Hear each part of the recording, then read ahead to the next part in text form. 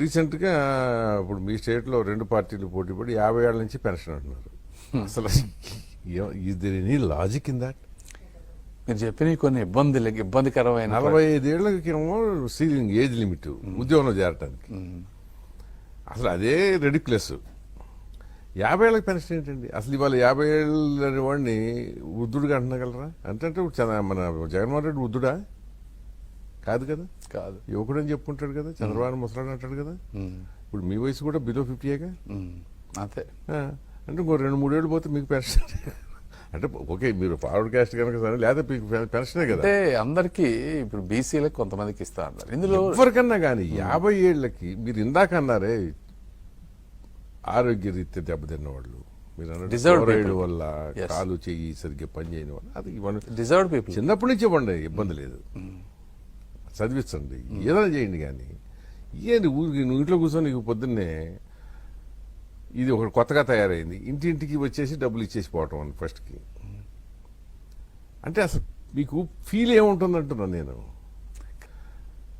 ఇది ఒకటి కొత్తగా తయారైంది, ఇంటింటికి వచ్చేసి డబ్బులు ఇచ్చేసి పోవటం అని ఫస్ట్కి. ఇది ఒకటి కొత్తగా తయారైంది, ఇంటింటికి వచ్చేసి డబ్బులు ఇచ్చేసి పోవటం అని ఫస్ట్కి. ఇది ఒకటి కొత్తగా తయారైంది, ఇంటింటికి వచ్చేసి డబ్బులు ఇచ్చేసి పోవటం అని ఫస్ట్కి. అంటే అసలు మీకు ఫీల్ ఏముంటుంది అంటున్నాను నేను. కరెక్టే మీరు చెప్పినవి. ఇవన్నీ ఏంటంటే స్లోగా ఓపిక్గా సార్ట్అవుట్ చేసుకోవాలి తప్పించి, ఇప్పుడు అపోనెంట్ని బట్టి ప్రజలు అప్పటికప్పుడు అలవాటు పడ్డ విధానానికి తగ్గట్టుగా ముందు మీరు వాళ్ళు గెలిస్తే ఏదన్నా ప్రజలకు మేలు చేయరు. కానీ మీరు మీ ఒక్కళ్ళ బాధ్యత కాదు నేను చెప్పేది. సిస్టంలో ఉన్న సిస్టంలో అన్ని చోట్ల ఉన్నటువంటి ప్రాబ్లం ఇది. వీటన్నిటికీ కూడా ఎలక్షన్కి అది వేలంపేట అవుతుంది. ఆ వేలంపాట ఎక్కడికి వెళ్తుంది అంటే మరి వీటిని కూడా ఇవన్నీ కూడా చర్చించాల్సిన విషయాలు.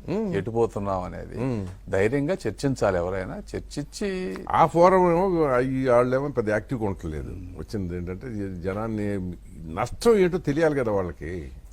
ఎడ్యుకేట్ చేయాలి, ఎంపవర్ చేయాలి, వాళ్ళకి ఎంప్లాయ్మెంట్ ఆపర్చునిటీస్ ప్రాపర్ గా క్రియేట్ చేయగలగాలి. ఇవన్నీ చేయడానికి ఏంటంటే కొంచెం టైం పడుతుంది. అవి వచ్చే వరకు కొన్ని తప్పవు. ఏ ముఖ్యమంత్రి కూడా వాడి ఆస్తి అమ్మైతే ఎవరు కదా. అది ప్రజలకు కూడా చాలా మంది తెలుసు వాస్తవంగా. అయినా పర్లేదు అది మాకు ఇవ్వకపోతే రైట్ అవుతుంది. అది నేను అంటే వాళ్ళు అడుగుతున్నారని నేను అనుకోవట్లేదు. వాస్తవంగా ఎక్కువ మంది మనం ఇన్సెక్యూరిటీతో చేస్తున్నాం అనేది నా ఒపీనియన్. మీకు ఏమవుతుందంటే ఒక ఎలక్షన్ లో ఇచ్చింది రెండో ఎలక్షన్ కి రైట్ అయిపోతుంది. అది ప్రాబ్లం.